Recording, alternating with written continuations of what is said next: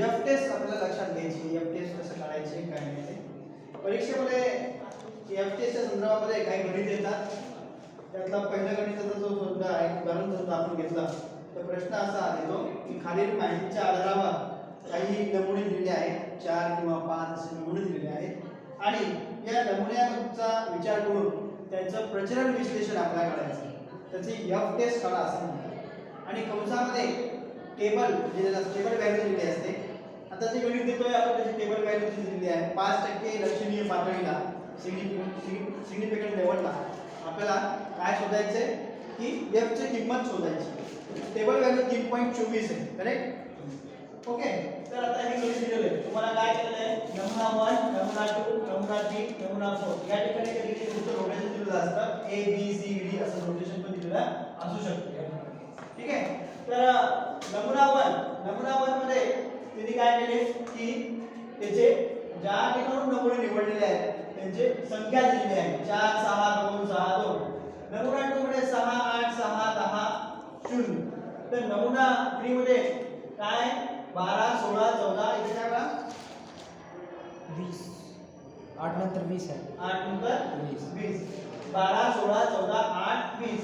त्यानंतर नमुना 4 मध्ये 10 10 10 6 4 असे तुम्हाला हा टेबल दिलेला आहे. गणित करताना हा टेबल रिपीट एकदा मांडून घ्यायचा आणि नमुना 1 ला म्हणायचं x1, नमुना 2 ला म्हणायचं x2, नमुना 3 ला म्हणायचं x3 आणि नमुना 4 ला म्हणायचं x4. मग यावेळेस परत नमुना नंबर 1 2 3 4 लिहायची गरज नाही. x1 x2 x3 x4 असं लिहायचं डायरेक्ट. ओके. त्यानंतर काय करायचं की नमुना नंबर x1 ची जी किमती दिलेल्या आहेत त्यांची बेरीज करून घ्यायची. त्याला म्हणायचं समेशन x1. आणि त्याच्या खाली काय करायचं की या नमुना 1 मध्ये किती संख्या दिलेल्या आहेत 1 2 3 4 5 म्हणून n1 5. त्यानंतर नमुना नंबर 2 ला आपण काय म्हणले x2 म्हणले. मग या x2 च्या परत जेवढे दिलेल्या किमती आहेत त्यांची बेरीज करायची. त्याला म्हणायचं समेशन x2. ते किती आहे 30 आले. आणि एकूण संख्या किती आहे त्यामध्ये 5 आहे म्हणून n2 किती आला 5.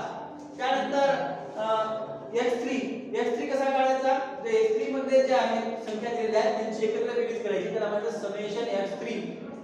ते किती आली आहे 70. एकूण किती संख्या आहे x3 मध्ये 5 आहे. n3 5. त्यानंतर x4 मध्ये काय 10 10 10 असे 3 10 30 आणि हे 7 4 10 40 म्हणजे x4 समेशन x4 40. हे काढल्यानंतर हे किती संख्या आहे 5 म्हणजे n4 5.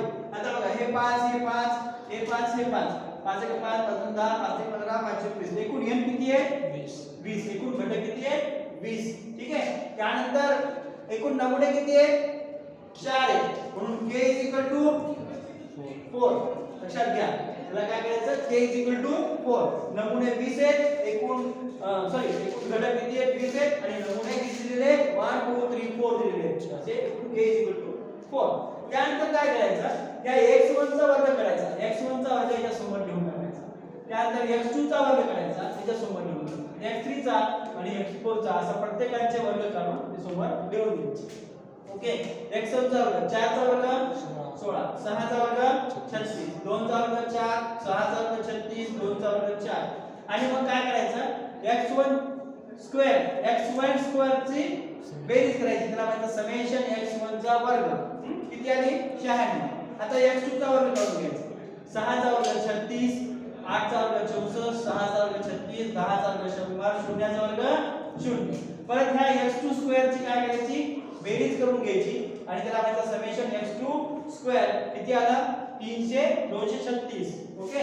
त्यानंतर x3 म्हणजे हा 12 चा वर्ग 144 16 चा वर्ग 256 14 चा वर्ग 196 8 चा वर्ग 64 आणि 20 चा वर्ग 400. या x3 च्या वर्गाची एकत्रित बेरीज केली त्याला म्हणलं समेशन x3 चा वर्ग. ती आली 1007. त्यानंतर x4 मध्ये सगळ्यांच्या संख्या आहेत त्या संख्यांचा वर्ग करायचा. 10 चा वर्ग 100 10 चा वर्ग 100 10 चा वर्ग 100 6 चा वर्ग 36 4 चा वर्ग 16. या सगळ्यांची बेरीज त्याला म्हणायचं समेशन x4 चा वर्ग. किती आला 352. म्हणजे दिलेल्या हा जो टेबल दिला होता आपल्याला या टेबलला आपण काय केलं त्याला नोटेशन दिलं x1 x2 x3 वगैरे किंवा a b c d असं पण तुम्ही नोटेशन देऊ शकता. आणि त्यानंतर त्याला काय करायचं त्याचा वर्ग करायचा. त्याच्या बाजूला टेबल मांडून रेडी करून ठेवून द्यायचं, म्हणजे जेणेकरून आपल्याला सूत्रामध्ये मांडता येईल. आता सूत्र काय आहे बघा पुढचं. पहिलं सूत्र काय आहे आपलं, टी काढायचं आहे. पहिलं सूत्र काय आहे, टी काढायचं आहे. टी म्हणजे काय, थोडक्यामध्ये टोटल काढायची. टोटल काढण्यासाठी काय करतो आपण, summation x1 plus summation x2 plus summation x3 plus summation x4. म्हणजे या ठिकाणी जे प्रीवियस मध्ये आपण बघतोय x1 x2 x3 x4 यांचे जे समेशन आहे यांची बेरीज करायची. आलं लक्षात, समेशन x1 ची बेरीज x1 plus summation x2 plus summation x3 plus summation x4 हेच आपल्याला इथं करायचं. बघा काय केलं मी, x1 आहे 20 30 x3 आहे 70 x4 आहे 40 या सर्वांची बेरीज केली आणि t 160. त्यानंतर काय करायचं, CF काढायचा. म्हणजे काय, दुरुस्ती घटक काढायचा. दुरुस्ती घटक कसा काढतात, त्याचं सूत्र आहे t चा वर्ग भागिले n. t चा वर्ग भागिले n. t काय आलाय 160, म्हणजे 160 चा वर्ग. n किती आहे आपण लिहिलं होतं, n एकूण संख्या किती आहे 20 आहे, म्हणून n बरोबर 20. त्यानंतर 160 चा वर्ग किती आला 25600 भागिले 20 शून्य शून्य काढला म्हणून याला भागलं 1280. म्हणजे तुमच्या CF किती आला 1280. दुरुस्ती घटक आला 1280. आता पुढच्या सूत्रामध्ये हे 1280 प्रत्येकातून आपल्याला वगळायचे. तिसरं सूत्र जे वापरायचे आपल्याला TSS, total sum of square. Total sum of square कसं करणार ते, तर तुमचा जो आता आपण वर्ग काढले होते x1 चा वर्ग x2 चा वर्ग x3 चा वर्ग याचं समेशन केलं होतं, त्यांची बेरीज वजा CF किंवा t चा स्क्वेअर डिवाइडेड n. म्हणजे 1280 जे आपलं आलेलं आहे दुरुस्ती घटक हा प्रत्येकातून वजा करत जावा लागणार. बघा x1 चा वर्ग आणि x2 चा वर्ग आणि x3 चा वर्ग आणि x4 minus t square divided n. t square divided n. x1 चा वर्ग किती आहे 96, x2 चा वर्ग 236, x3 चा वर्ग 1060 आणि x4 चा वर्ग किती आलेला आहे 352 मायनस 1280. हे आपला दुरुस्ती घटक आहे.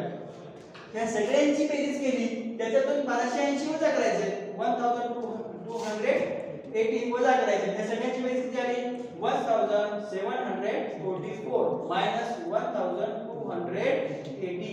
आता याच्यातून वजा केले ते आलं 464. हा आपला काय आला TSS आला, total sum of square.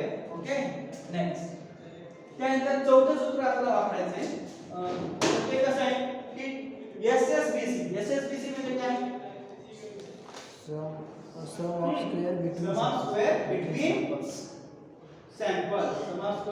between samples. आता ते काय करणार, तर जे आपण x1 x2 x3 x4 हे जसं आपण TSS मध्ये मांडलं होतं तसं मांडून टाकायचं x1 x2 x3 x4. पण त्यांच्यानंतर काय करायचं, कंसात टाकून त्याचा वर्ग करायचा. म्हणजे x1 त्या कंसाचा वर्ग भागिले n1 म्हणजे नमुना 1 मध्ये किती घटक आहे. n1 म्हणजे काय, नमुना 1 मध्ये किती घटक आहे. आपण बघितलं नमुना 1 मध्ये 5 आहेत, नमुना 2 मध्ये 5 आहेत, नमुना 3 मध्ये पण 5 आहेत. कधी एखाद्या नमुन्यामध्ये घटक एखादा दिलेला नसतो, डॅश मारलेला असतो. मग त्या ठिकाणी 5 च्या ठिकाणी 4 येतील, कुणाकडे जास्त येतील कुणाकडे कमी येतील. ओके, त्यानुसार आपल्याला बघायचं. तर काय सूत्र आहे SSBC समेशन x1 कंसाचा वर्ग भागिले n1 प्लस समेशन x2 कंसाचा वर्ग भागिले n2 प्लस समेशन x3 कंसाचा वर्ग भागिले n3 समेशन x4 कंसाचा वर्ग भागिले n4 minus t square divided n. जे दुरुस्ती घटक आपला रेग्युलरचा. ठीक आहे. आता x1 ची किंमत किती आहे 20. चुकून काय करतो आपण परीक्षेमध्ये की x1 च्या स्क्वेअर ची किंमत लिहितो, स्क्वेअर ची किंमत लिहायची नाही. समेशन x1 ची किंमत विचारली आहे, स्क्वेअर समेशन x1 चा स्क्वेअर विचारला नाहीये. समेशन x1 ची किंमत किती आहे 20 आणि 20 चा वर्ग कंसाचा वर्ग म्हणजे 20 चा वर्ग 30 चा वर्ग 70 चा वर्ग 40 चा वर्ग असं आपण काय केलं. समेशन x2 ची किंमत दिली, समेशन x3 ची किंमत दिली, समेशन x4 ची किंमत दिली आणि त्यांच्या डोक्यावरती त्यांचा वर्ग दिला. आणि n1 किती आहे 5, n2 5, n3 5, n4 5 minus 1280. Already आपण t डिवाइडेड n काढलेला आहे.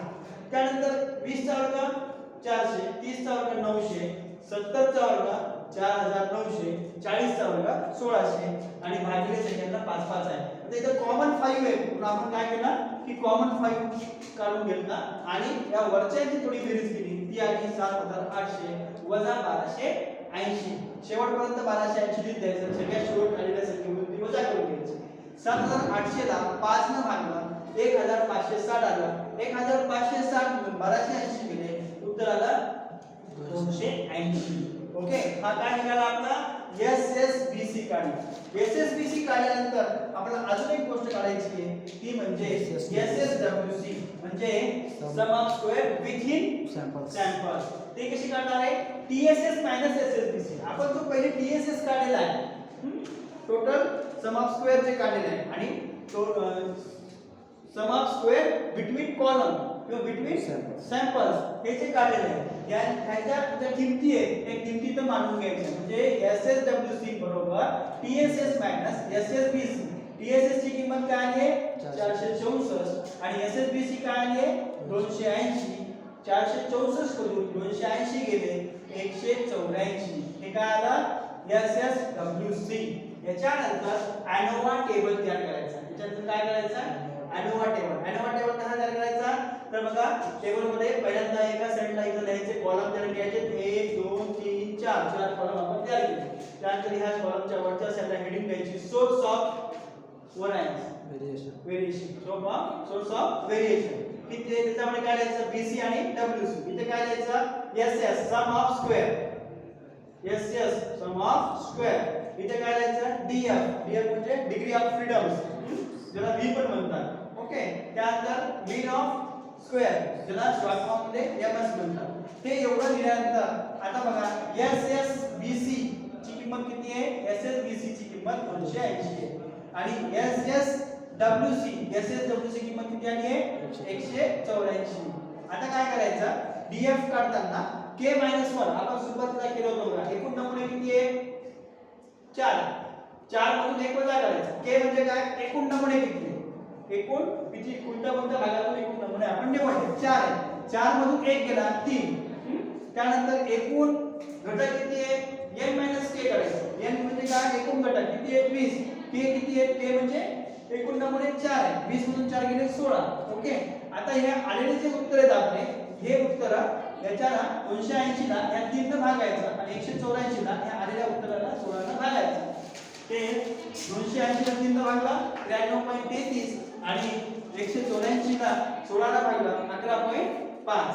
अशा प्रकारे याच्यातला पहिला भाग जो असतो तो S1 स्क्वेअर असतो आणि याचा दुसरा भाग जो असतो तो S2 स्क्वेअर असतो. म्हणजे सूत्र काय आपण F S1 square divided S2 square. मग आता S1 स्क्वेअर काय आपला 93.33 आणि S2 स्क्वेअर काय 11.5 यांचा भागाकार केला तर तो भागाकार झाला 8.11. म्हणजे कॅल्क्युलेट व्हॅल्यू आपण काढलेली परिगणितीय मूल्य जे आहे ते 8.11 आले. पण आपल्याला प्रश्नामध्ये त्यांनी सांगितलं टेबल व्हॅल्यू 5% लक्षणीय पातळीला 3.24 आहे. 3.24 आणि आलेलं मूल्य हे त्यांची तुलना करून घ्यायची. तर आपलं आलेलं मूल्य काय आहे 8.11. Calculate value 8.11. टेबल व्हॅल्यू काय 3.24. पण इथं मांडायचं 5% लक्षणीय पातळीला टेबल व्हॅल्यू 3.24 असताना आणि कॅल्क्युलेट व्हॅल्यू 8.11 आहे. या ठिकाणी कॅल्क्युलेट व्हॅल्यू ही मोठी आहे टेबल व्हॅल्यू पेक्षा. म्हणून परिगणितीय मूल्य किंवा परिगणितीय याच्यात निवडलेले जे काही नमुने आहेत हे नमुने एकाच समष्टीतून घेतलेले नाही. आलं लक्षात? ही शेवटची लाईन लिहिणं कंपल्सरी आहे. हे लिहिलं तर तुम्हाला समजलं असं गृहीत धरलं जातं. समजलं का तुम्हाला? काय परत सांगायचंय?